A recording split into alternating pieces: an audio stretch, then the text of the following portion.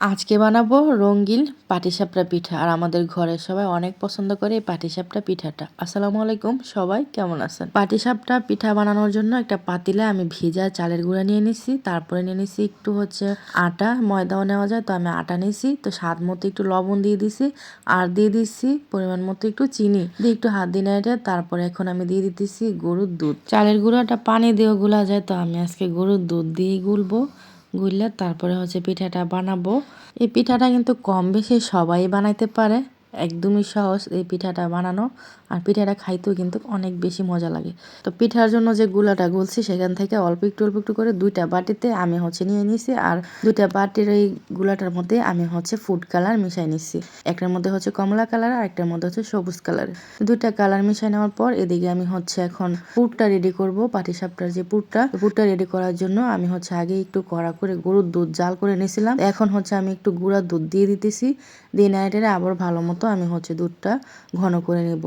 নেওয়ার পর এতে এখন আমি একটু দিয়ে দিলাম সুজি। তো দুধটা তাড়াতাড়ি করে ঘন হওয়ার জন্য আমি একটু সুজি দিয়ে দিই। সুজিটা দিয়ে দিলে দুধটা তাড়াতাড়ি ঘন হয়ে যায়। পাটিসাপটার ভিতরে যে পুরটা কিন্তু অনেকভাবেই বানিয়ে নেওয়া যায়। আগে আমরা নারকেল দিয়ে পুর বানিয়ে নিতাম, নারকেল আর গুড় দিয়ে। তো নারকেল গুড়টা আজকে করবো না, আমি আমার মতো করে পুরটা বানিয়ে নিছি। আবার শুধু দুধ দিয়ে পুর বানিয়ে নেওয়া যায়। তারপরে অনেকভাবেই পুর বানানো যায়। তো পুরটা রেডি হওয়ার পর এখন আমি পিঠাগুলো বানিয়ে নিব। তো একটা ফ্রাই প্যানে আমি একটু তেল ব্রাশ করে নিছি। তারপরে কমলা কালারের যে গুলাটা সেটা অল্প একটু করে আমি দিয়ে দিলাম একটা চা চামচ দিয়ে। তো সাদা কালারের গুলাটা দিয়ে এই তো আমি ঘুরাইয়া একদম পাতলা করে নিতেছি একটা রুটির মতো করে।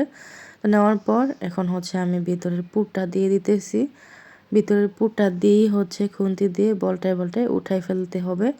এই তো একদম সহজভাবে কিন্তু পাটিসাপটা পিঠাটা বানিয়ে নেওয়া যায়। যে কোনো পিঠাই হোক, শীতের মধ্যে কিন্তু পিঠার মজাই আলাদা। তাই আমরা কিন্তু সবাই কম বেশি শীতের মধ্যেই বেশিরভাগ পিঠা বানিয়ে খাওয়ার চেষ্টা করি। এখন বানাবো সবুজ কালারের গুলাটা দিয়ে পিঠাটা। আর আমার হঠাৎ করে কেন জানি মনে চাইলো যে আজকে ফুড কালার দিয়ে আমি রঙিন পিঠা বানিয়ে খাবো। তাই আমি আজকে এই পিঠাগুলো বানাইতেছি। আর পিঠাগুলো দেখতে কিন্তু মাশাআল্লাহ অনেক সুন্দরই লাগে। আগে তো সাদা কালারের পাটিসাপটা আমরা অনেক খাইছি, তারপরে গুড় দিয়ে গুড়লাও পাটিসাপটা বানিয়ে খাওয়া যায়, গুড় দিয়েও খাইছি।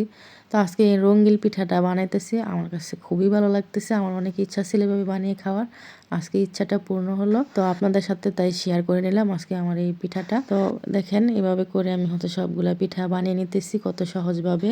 আর আমার মেয়ে পাশে থেকে বলতেছে যে আম্মা এই পিঠাটা তো আমার অনেক পছন্দ, তোমাকে অনেক দিন ধরে বলতেছিলাম বানিয়ে দিতা। তো সত্যি আমার মেয়ে অনেক দিন ধরে বলতেছিল পাটিসাপটা পিঠা বানিয়ে দিতে, ওর অনেক পছন্দ। তো তাই আজকে ও অনেক খুশি পিঠা দেখা। ও বলতেছে যে আজকে আমি বেশি করে পিঠাটা খাবো। আমি বললাম যে খাইও, তোমাদের জন্য তো পিঠা বানাইতেছি। আমি বানাইতেছি এই ফাঁকে কিন্তু আমার মেয়ে পিঠা নিয়ে খাওয়া শুরু করে দিয়েছে, কারণ ও আর লোভ সামলাতে পারতেছে না পিঠা। আমার অর্ধেক পিঠা বানানো হয়েছে, আর বাকি অর্ধেকগুলা পিঠা আমি এইভাবে করে বানিয়ে নিব। তো কারা কারা পাটিসাপটা পিঠা খাইতে অনেক বেশি পছন্দ করেন তারা অবশ্যই কমেন্টে জানিয়ে যাবেন। আর আমার পাটিসাপটা দেখে যদি আপনাদের কাছে ভালো লাগে অবশ্যই একটা শেয়ার দিয়ে পাশে থাকবেন। তো দেখেন আমি এভাবে করে সবগুলা পিঠা বানিয়ে নিলাম। আর পিঠাগুলো মাশাআল্লাহ অনেক সুন্দর হয়েছে। তো আমার মেয়েরা সবাই বৈশা পিঠা খাইতেছে। আর পিঠা বানিয়ে সবাইকে খাওয়াইতে কিন্তু অনেক বেশি মজা লাগে। তো আমার মেয়ে দেখেন পিঠাটা ভাঙে আপনাদের সবাইকে দেখাইতেছে ভিতরের সাইডটা কেমন হয়েছে। তো আলহামদুলিল্লাহ আজকে পাটিসাপটার পিঠা বানিয়ে সবাই অনেক মজা করে খাইলাম। তো আজকে এ পর্যন্তই, সবার কাছ থেকে বিদায় নিয়ে নিলাম। সবাই অনেক বেশি ভালো থাকবেন। আল্লাহ হাফেজ।